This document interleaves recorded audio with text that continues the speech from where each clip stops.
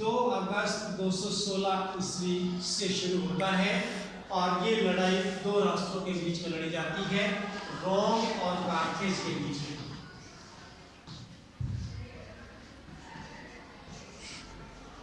रोम और कार्थेज दो राष्ट्रों के बीच में ये लड़ाई लड़ी जाती है और रोम का शासक या सेनापति था वेरो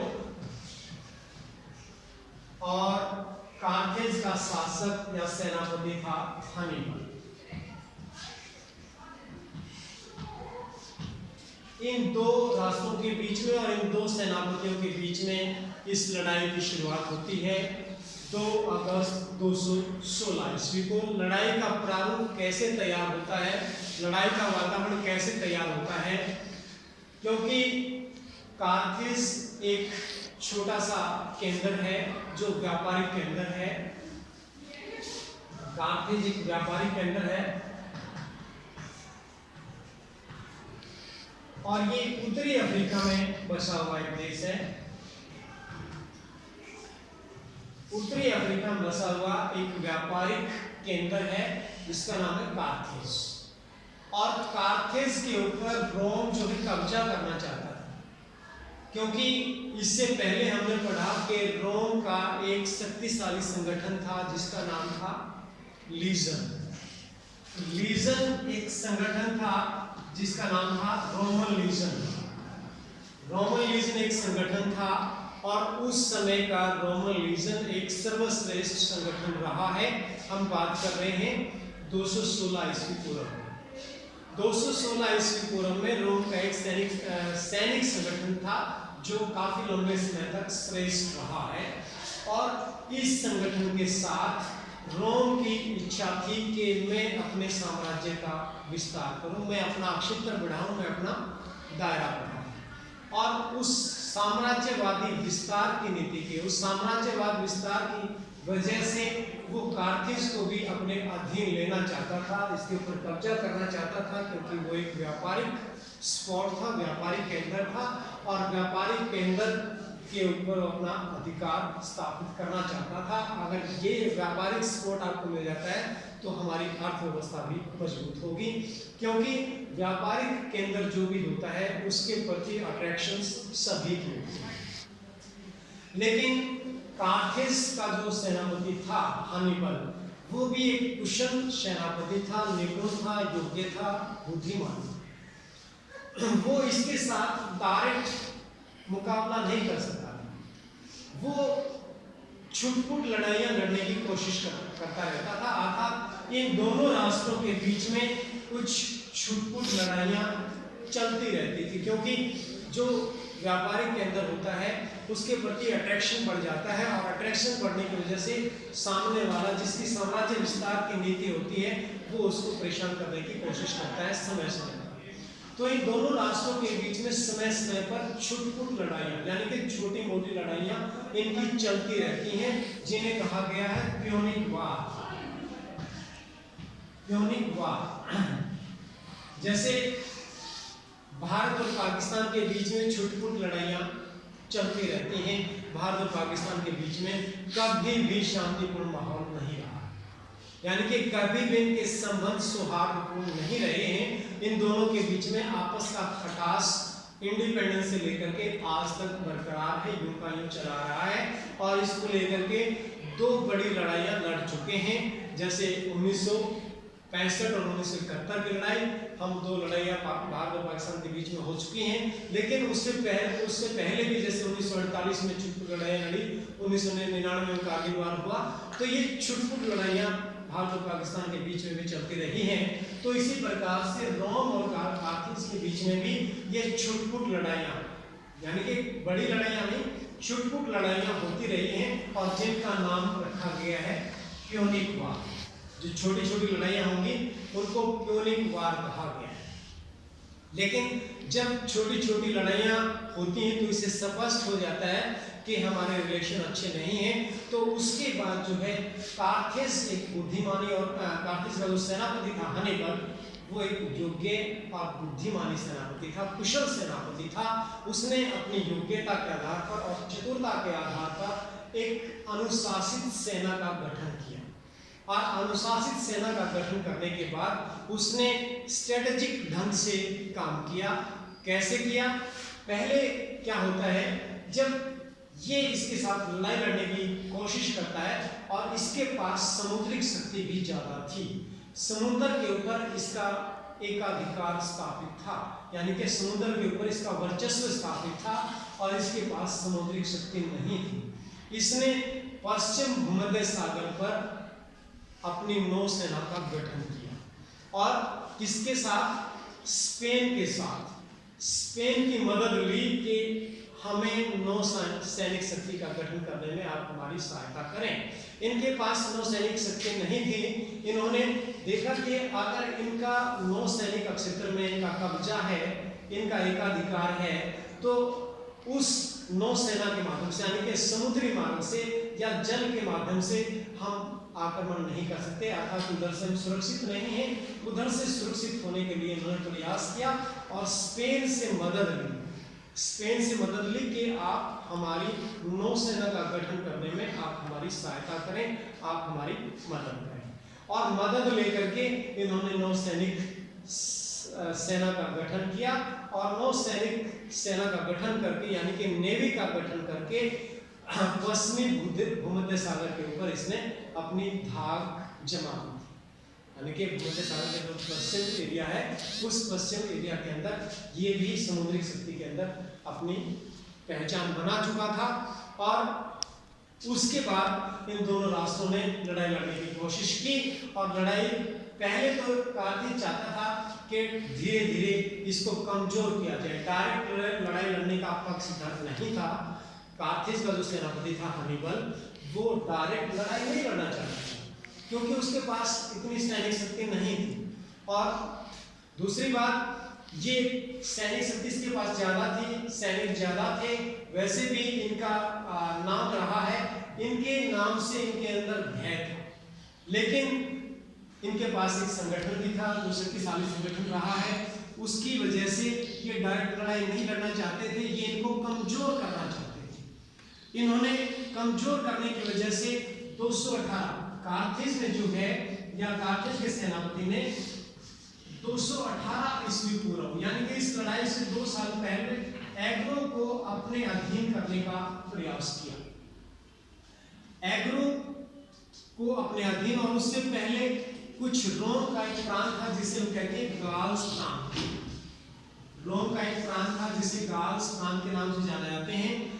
तो उस गाल्स प्रांत के लोगों को हन्निबल ने पहले कोशिश की कि गाल्स को अपने अधीन ले लें या अपने अकॉर्डिंग उनको मोटिवेट कर दें, अपनी भावनाओं के अनुकूल उनको तैयार कर दें। जैसे पाकिस्तान जो है वो इंडिया के अंदर कश्मीरियों को तैयार करता है, चाहे उनको सहायता देता है, चाहे उनको मोटिवेशनल स्पीच देता है, चाहे उनको भावनात्मक रूप से, चाहे आर्थिक सहायता देकर के उनको तैयार करता है। लेकिन वो जैसे सिंपैथी पाकिस्तान हमारे कश्मीरियों से लेता है और कश्मीर में अपना हक जताता है, तो उसी प्रकार से इस रोम का जो प्रांत था गाल्स प्रांत, उस गाल्स प्रांत को ये सहायता देते थे ताकि ये लोग रोमन के खिलाफ हो जाए, और रोमन के खिलाफ होंगे तो ये इनकी मदद करेंगे, और मदद करेंगे तो इट मीन्स ये तो कमजोर हो गए। भाई हमारा कमजोर करने का तरीका एक ही है, शत्रु जो है हमारे ग्रुप बनाते, हमें टुकड़ों में बांट दे। जैसे हमारे 28 स्टेट हैं, 28 स्टेटों को अलग अलग बांटते, किसी को धर्म के नाम पर, किसी को जात के नाम पर, किसी को क्षेत्र के नाम पर, और किसी को व्यापार के नाम पर, सबको अलग अलग तरीके से उनको टुकड़े बनाते हैं, और टुकड़े बन जाएंगे तो हम अपने आप कमजोर हो जाएंगे। तो उसी प्रकार से कार्थिज का जो सेनापति था हन्निबल, वो इनको कमजोर करने का प्रयास करता था, और गाल्स प्रांत को इसीलिए उसने सहायता दी और अपनी तरफ लेकर के वो इनको कमजोर कर रहा था। और इसी कड़ी में जो है 218 ईस्वी पूर्व जो है वो एग्रो के साथ भी ऐसा ही चल रहा था। वो एग्रो को अपने अधिकार में लेना चाहता था, अर्थात एग्रो को भी वो इनसे अलग करना चाहता था। लेकिन धीरे धीरे करके जैसे जैसे इससे 2 साल पहले की ये बात है, जब ये लड़ाई लड़ी गई, कहने की लड़ाई लड़ी गई, उस कहने की लड़ाई से 2 साल पहले तक इनकी योजना थी कि इनको धीरे धीरे कमजोर करें और फिर कमजोर होने के बाद उनके साथ लड़ाई लड़ेंगे, वो हमारे लिए अनुकूल होगा और हमारे लिए सरल होगा। तो इस प्रकार से ये लड़ाई लड़ना चाहते थे, लेकिन जब ये लड़ाई लड़ रहे थे तो इन्होंने इस चीज को भांप लिया था, इन्होंने इस चीज को एहसास कर लिया था, ये रियलाइज कर लिया था कि अब सिचुएशन दूसरी हो चुकी है। और उसके बाद जो है एग्रो की तरफ जो बढ़ रहा था तो उसका विचार रोम की जनता को जीतना था, अर्थात उनकी भावनाओं को जीतना था, बल्कि रोमन साम्राज्य को कमजोर करना था कि रोमन साम्राज्य किस प्रकार से कमजोर हो। और उसके बाद जो है 2 अगस्त को इस लड़ाई की शुरुआत हो जाती है। 2 अगस्त 216 ईस्वी पूर्व जो है इस कहने की लड़ाई शुरू हो जाती है।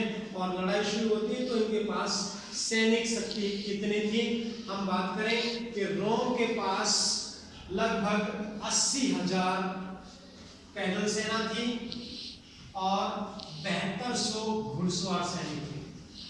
और हानिबल के पास 40,000 जो है वो पैदल सेना थी और 10,000 घुड़सवार सैनिक थे। तो सैनिक शक्ति को भी देखें तो काफी दोनों के अंदर डिफरेंस है, काफी फर्क है। लेकिन सैनिक शक्ति को देखते हुए हम ये अंदाजा लगा सकते हैं कि जिसके पास ज्यादा शक्ति होती है वो अगर कुशलता के साथ, निपुणता के साथ और स्ट्रेटजी के साथ काम करे तो उसको सफलता मिल सकती है।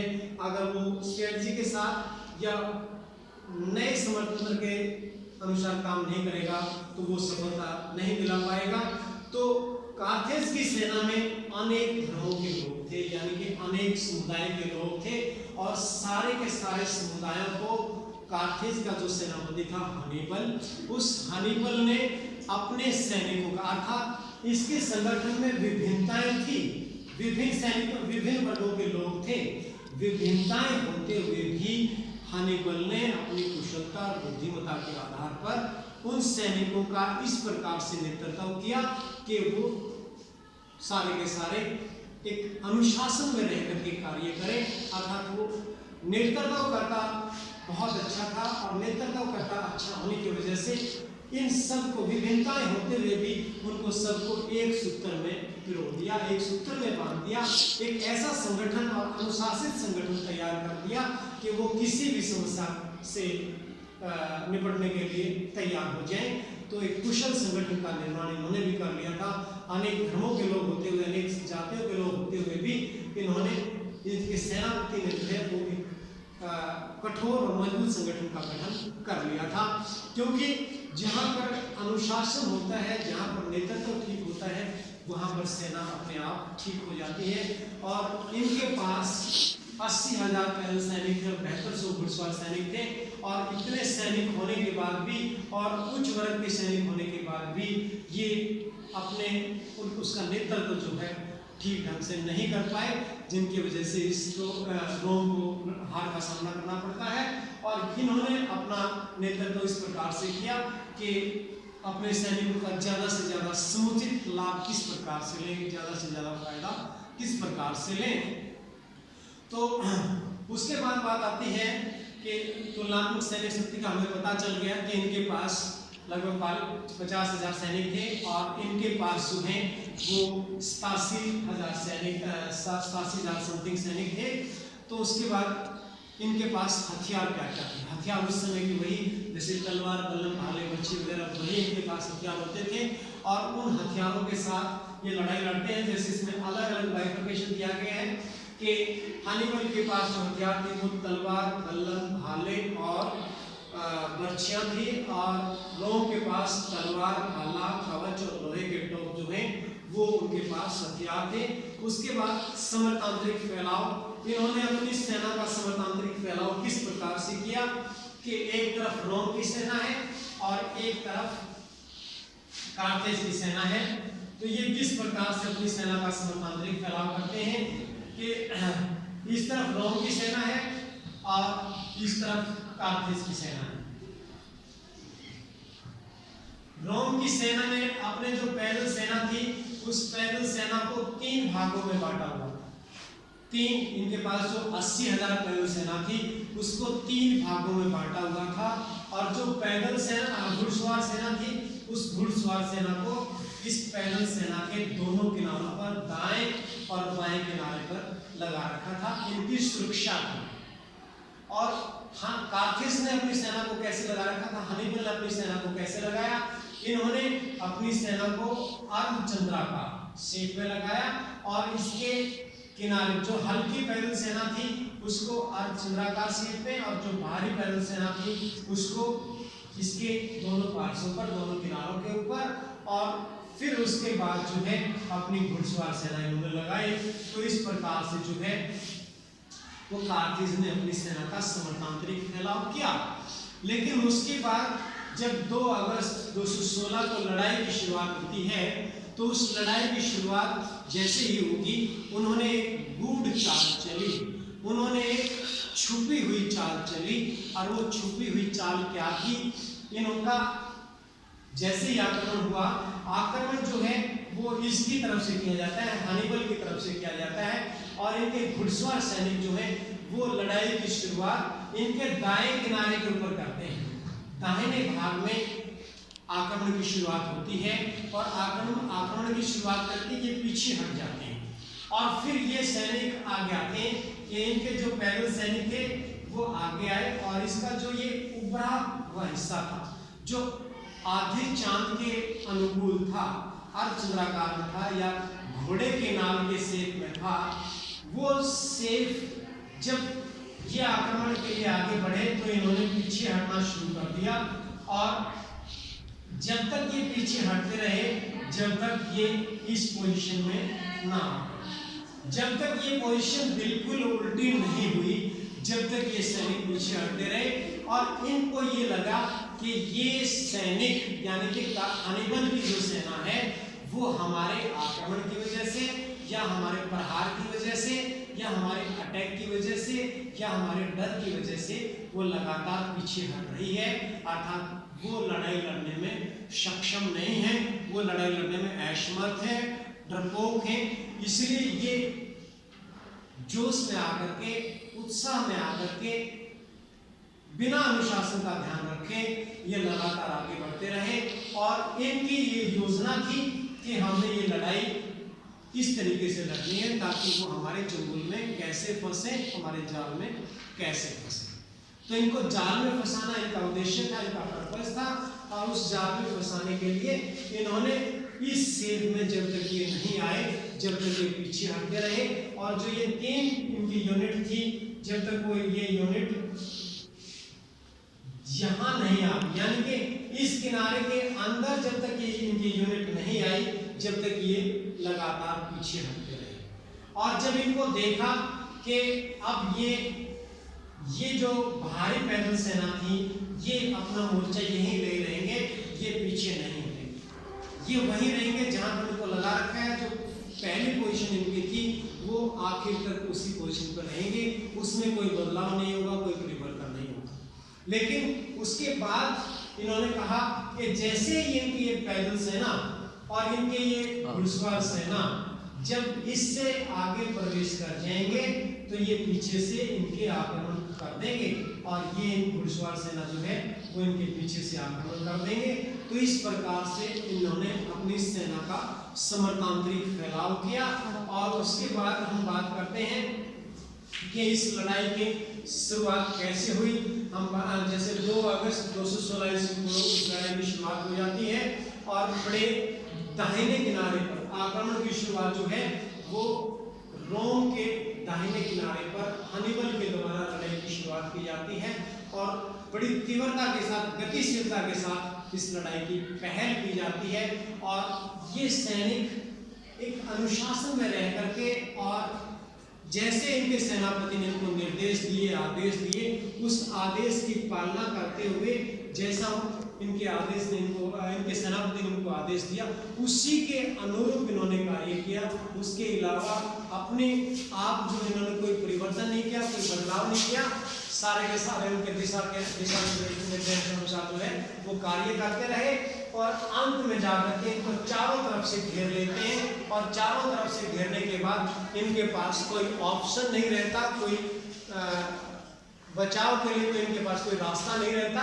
ये चारों तरफ से घिर जाते हैं, क्योंकि इन्होंने जब तक ये उल्टी पोजीशन, यानी कि पहले इन्होंने उत्तल शेप में फिर अवतल शेप में आ जाते हैं और जब तक ये ठीक विपरीत पोजीशन में नहीं होते जब तक पीछे हटते रहते हैं और फिर वो अपनी पोजीशन लेकर के लड़ाई का सामना करते हैं। फिर इन्होंने आगे से आक्रमण शुरू कर दिया, पीछे से इन्होंने इनकी बाहरी सेना ने और घुड़सवार सेना ने घेर लिया, तो इनको भागने का कोई रास्ता नहीं रहा। चारों तरफ से ये घिर चुके थे और चारों तरफ से घिरने के बाद ये एक भीड़ की तरह, एक झुंड की तरह जो है वो इकट्ठे हो गए थे और इकट्ठे होने के बाद जो है इन सैनिकों ने, हनीबल के सैनिकों ने इनको चुन चुन करके मारा, अर्थात इनको चारों तरफ से घेर करके बुरी तरह से मार दिया, अर्थात लाशों के ढेर लगा दिए। इनको भागने का कोई अवसर नहीं मिला और ये भीड़ में एक झुंड बन करके रह गए थे और इनके पास इतने कंजस्टेड ये हो गए थे, इतने भीड़ में ये हो गए थे, चारों तरफ से मतलब कंजस्टेड होने की वजह से इनके पास जो हथियार थे उन हथियारों को भी चलाने में ये असमर्थ हो गए थे। और जहां भीड़ इकट्ठी हो जाती है, जहां पर उनके पास जो हथियार है वो हथियार चलाने में ही असक्षम हो जाते हैं, तो फिर वो लड़ाई क्या लड़ेंगे।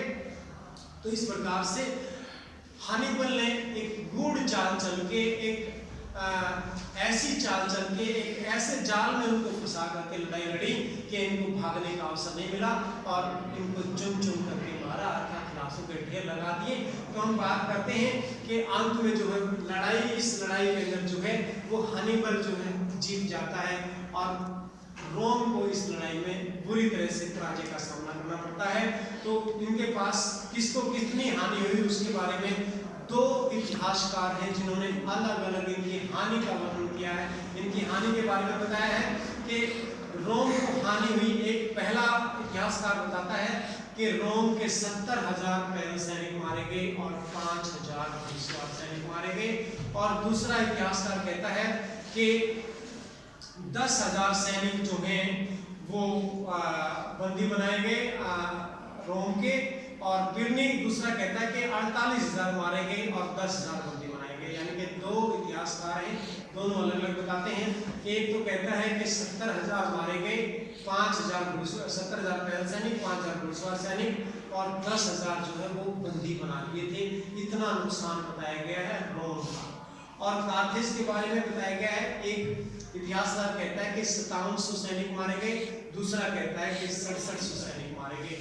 तो तुलनात्मक दोनों को कंपेयर करके देखें, दोनों की तुलना करके देखें तो ज्यादा नुकसान रोम का हुआ है। यानी कि हम ये कह सकते हैं कि रोम की लगभग सेना जो थी, टोटल सेना जो थी, वो लगभग जो है इस लड़ाई के अंदर समाप्त हो जाती है और कार्थेज जो है इस लड़ाई में सफलता प्राप्त करता है। तो सफलता प्राप्त करने के क्या कारण थे जिसकी वजह से कम सैनिक होते हुए भी कार्थेज का जो शासक था, जो सेनापति था हनीबल, उसको सफलता मिलती है। उसकी सफलता के क्या कारण थे, अर्थात क्या शिक्षा मिलती है। सबसे पहला कारण ये था कि रोम का जो सेनापति था वो नेतृत्व करने में सक्षम नहीं था और जो कार्थेज का सेनापति था हनीबल जो था वो अपनी सेना का नेतृत्व उसने अच्छे तरीके से किया। गूढ़ चाल चल करके उसने अपने सैनिकों को लड़ाई लड़ने की योजना बताई। अर्थात जो नेतृत्व जितना अच्छा होता है सेना वैसा ही करती है। तो नेतृत्वकर्ता का अहम रोल होता है और नेतृत्व युद्ध का एक सिद्धांत भी बताया गया है कि जो सेनापति, क्योंकि सेना ना अच्छी होती है ना बुरी होती है, सेनापति ही अच्छा बुरा होता है। तो नेतृत्व जो जिसका अच्छा करेगा, रास्ता जो जितना अच्छा दिखाएगा, जो प्लेन रास्ते पर अर्थात जो मार्गदर्शक अच्छा होगा वो उतना ही अपनी सेना को कम हानि करवा करके या कम नुकसान के साथ अपनी सेना को विजय प्राप्त करवाएगा। और जो सेनापति अच्छा नहीं होगा अर्थात जिसका नेतृत्व अच्छा नहीं होगा वो उसको हानि भी ज्यादा उठानी पड़ेगी और हार का सामना भी करना पड़ेगा। तो पहला कारण यही है कि कुशल नेतृत्व जो है हनीबल ने किया, जिसकी वजह से उनको सफलता प्राप्त होती है और रोम को हानि का सामना करना पड़ता है। दूसरी बात होती है कि लक्ष्य का चुनाव करना और उसके ऊपर अटल रहना। कि कोई भी सेना है लड़ाई लड़ने से पहले अपना लक्ष्य निर्धारित कर ले।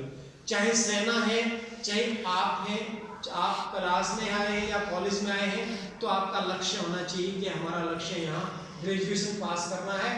लक्ष्य तो आपका हो गया, लेकिन उस लक्ष्य तक पहुँचने के लिए आपको साधनों की जरूरत होती है। क्योंकि साध्य तक पहुंचने के लिए साधनों की जरूरत होती है। साध्य आपका है ग्रेजुएशन करना, साधन आपके पास है किताब और टीचर। उस किताब और टीचर के माध्यम से आप अपने साधन तक, अपने उद्देश्य तक पहुंच सकते हैं, वो आपके पास साधन है। जैसे आप यहाँ आए हैं तो यहाँ आने के लिए भी आप कोई बस का, जीप का सहारा लिया होगा आपने। आपका उद्देश्य था कॉलेज पहुँचना, कॉलेज पहुँचने के लिए आप जिस भी साधन से आए वो आपका साधन था। उस साधन ने आपको आपके उद्देश्य तक पहुँचाया और आपका उद्देश्य जो है उसके ऊपर आप अटल रहें, स्थिर रहें, दृढ़ रहें, मजबूत रहें, तो आपको आपका उद्देश्य प्राप्त होगा। अगर आप अपने उद्देश्य के ऊपर दृढ़ नहीं है, मजबूत नहीं है, तो आप ये मानिए कि आपका उद्देश्य आपको प्राप्त होने वाला नहीं है। आपका उद्देश्य आपको तभी प्राप्त होगा जब आप उसके ऊपर समर्पित हैं, जब आप उसके ऊपर डेडिकेटेड हैं, जब आप उसके लिए अटल हैं। अटल जो होगा उसको निश्चित तौर पर सफलता मिलेगी, और जो अपने लक्ष्य के ऊपर अटल नहीं होगा वो जो में सफलता प्राप्त नहीं कर पाएगा। तो इन्होंने लक्ष्य बनाया हुआ था कि हमारे अस्तित्व का सवाल है, हमारी गरिमा का सवाल है, हमारी आन और मान का सवाल है। तो ये मान करके इन्होंने अपना लक्ष्य बनाया था कि हमने अपने आप को आज़ाद करवाना है, हमने अपने अधिकारों का सम्मान रखना है, अपने अधिकारों का मान रखना है, अपने मर्यादा को बनाए रखना है। और उस भावना के साथ पूरा डेडिकेट होकर के इन्होंने ये लड़ाई लड़ी और अंत में इनको सफलता प्राप्त होती है। तो नेतृत्व करना, पहली चीज नेतृत्व, दूसरी चीज लक्ष्य का चुनाव करना और उसके ऊपर अटल रहना, और तीसरा बताया गया है कि सफलता प्राप्त करने के लिए पहल पूर्ण आक्रमण करना। पहल पूर्वक के आक्रमण के लिए पहल करें, आक्रमण का इंतजार न करें। हमेशा ऑफेंसिव एक्शन में रहें और डिफेंसिव एक्शन में ना रहें। डिफेंसिव होते हुए ऑफेंसिव एक्शन में रहें। अगर आप ये नियम या ये फॉर्मूला अपनाएंगे तो निश्चित तौर पर, क्योंकि पहले जो आक्रमण करेगा वो हमेशा जीतता है और पहले आक्रमण करेगा। सिद्धांत उसके पास है, नेतृत्व उसके पास है, तो निश्चित तौर पर वो आगे बढ़ता रहेगा। उसका हौसला बना रहेगा, उसका उत्साह बना रहेगा, उसका जोश बना रहेगा और वो निश्चित तौर पर सफलता प्राप्त करेगा। तो हनीबल ने जो है आक्रमण की पहल की और वो इतनी तीव्रता के साथ करी कि उस पहल के अंदर ही उसके सैनिकों को, विरोधी सैनिकों को अर्थात शत्रु राष्ट्र के सैनिकों को काफी नुकसान पहुंचा दिया था। और एक बार अगर आपको पहले सफलता प्राप्त होनी शुरू हो जाती है तो अंत तक जो है आपके सैनिकों का मनोबल बढ़ता चला जाता है और आपके सैनिक कम होते हुए भी हावी होते चले जाते हैं। 2 मिनट। दूसरा जो है, एक इन्होंने पहले ये गुड चाल चली, पहले अपने आप को उत्तल शेप में लगाया, फिर अवतल शेप में कर लिया।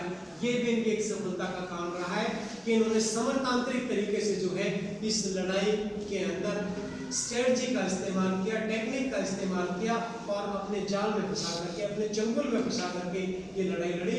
अर्थात उनकी इच्छा थी, हनीबल की इच्छा थी कि उन सैनिकों को इस प्रकार से हम चारों तरफ से घेर लेंगे और उसके बाद लड़ाई लड़ेंगे। वो उनके लिए सरल भी होगा और उसके अंदर उसको सफलता भी प्राप्त होगी। और उसके बाद जो है धोखे में रखना भी एक सफलता का सूत्र माना जाता है। इन्होंने कार्थिज में जो है शत्रु को धोखा दे करके ये पीछे हटते रहे और ये सोच के आगे बढ़ते रहे कि ये आपकी मार की वजह से, आपके आक्रमण की वजह से पीछे हट रहे हैं। कि धोखा देना युद्ध में सरलता और सफलता का सूचक माना जाता है। तो धोखा देकर के जो लड़ाई लड़ेगा वो निश्चित तौर पर सफलता प्राप्त करेगा। नए समरतंत्र का इस्तेमाल हनीबल ने किया है जिसकी वजह से जो सफलता प्राप्त होती है। और जितने भी हनीबल के पास साधन थे उन्होंने अपने साधनों का समुचित फायदा उठाया है। किसी भी साधन को उन्होंने अवॉइड नहीं किया है, अर्थात कहीं भी कोई अनदेखी नहीं की है। समुचित साधनों का फायदा लिया है जितना वो ले सकते थे और उसकी वजह से वो अपने टारगेट तक, अपने उद्देश्य तक, अपने लक्ष्य तक पहुंच गए हैं, अर्थात सफलता प्राप्त कर ली है। और उसके बाद बताया गया कि गतिशीलता के साथ लड़ाई लड़ी है। और उसके साथ साथ हनीबल के सैनिक जो है निर्भीक थे, निडर थे, उत्साहित थे और उत्साह में होकर के उन्होंने ये लड़ाई लड़ी और इस लड़ाई में सफलता प्राप्त की। तो ये हम कह सकते हैं कुछ शिक्षाएं जिससे हमें इस लड़ाई से मिलती हैं कि जो सेनापति कुशल नेतृत्व करेगा अर्थात समुचित साधनों का फायदा लेगा वो निश्चित तौर पर इनमें सफलता प्राप्त करेगा। और जो अपने साधन होते हुए भी उनका फायदा नहीं ले पाएगा तो उसको जो निश्चित तौर पर हार का सामना करना पड़ेगा। तो इसके साथ ही हमारा कहने का संग्राम समाप्त होता है।